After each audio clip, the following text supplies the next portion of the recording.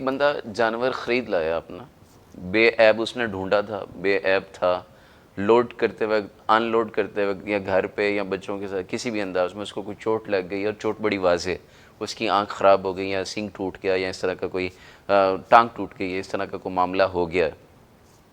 अब दिन भी थोड़े हैं, तो कुर्बानी के लिए अगर उसके पास इस्तात नहीं है तो फिर उस जानवर का हुक्म क्या है, और अगर इस्तात है तो फिर वो कैसे मैनेज करे?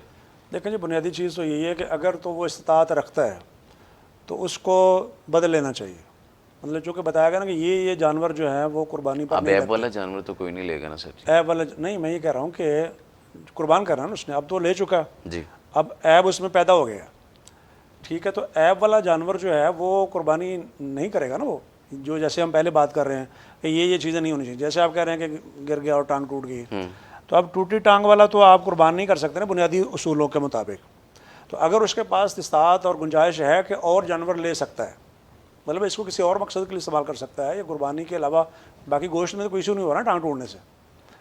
तो मेरा कहने का मतलब ये है कि वो अगर इस्तात रखता है तो फिर और जानवर ले ले, लेकिन अगर गुंजाइश उसकी और है ही नहीं है और इसके अलावा और उसके पास ऑप्शन नहीं है, तो मेरा ख्याल है ख़रीदने के बाद गुंजाइश होनी चाहिए।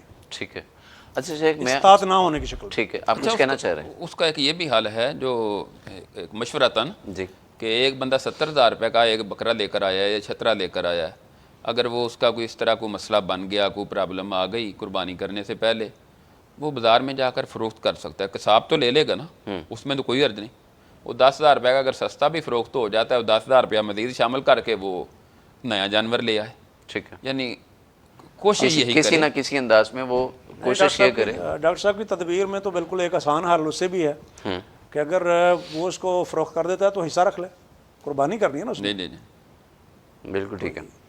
अच्छा, एक बंदा है, उसने जानवर लिया, अब उसका जानवर गुम गया, चोरी हो गया, फौत हो गया, कुछ भी हो गया, कोई हादसाती कैफियत बन गई, नीयत उसने कुर्बानी की कर रखी है, तो क्या वो अपनी नीयत के मुताबिक फिर मुकल्लफ़ है, चाहे कर्ज पकड़े या किसी भी अंदाज में मजबूर हो के कुर्बानी ख़रीद के लेके और ला के ज़िबा ही करे तो उसकी बचत है, या कोई हादसाती सूरत में वैसे भी बचत है नहीं करता? तो देखें जो इस्लाम का उसूल है, ला युकल्लिफुल्लाहु नफ्सन इल्ला वुसअहा, कि अल्लाह ताला किसी को उसकी ताकत से ज़्यादा तकलीफ़ नहीं देते, किसी पर बोझ नहीं डालते।